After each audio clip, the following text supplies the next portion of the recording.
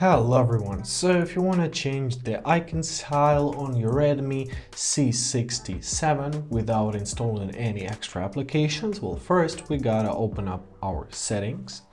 Now we're gonna find our wallpaper option, choose your home screen option and scroll down to our themed icons.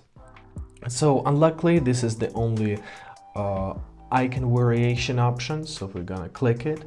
As you see, the icons are changed to match the style of our wallpaper, right? Before, in previous versions of this OS, it was much more customizable, but for some reason they made it this way, and basically there it is.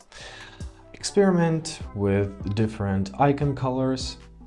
You can do it right from your home screen section. As you see, they're changing immediately, so choose what is gonna be the most suitable for you, and basically that's it. I hope this video is helpful. Thank you so much for watching, have a great day, and please don't forget to subscribe to our channel.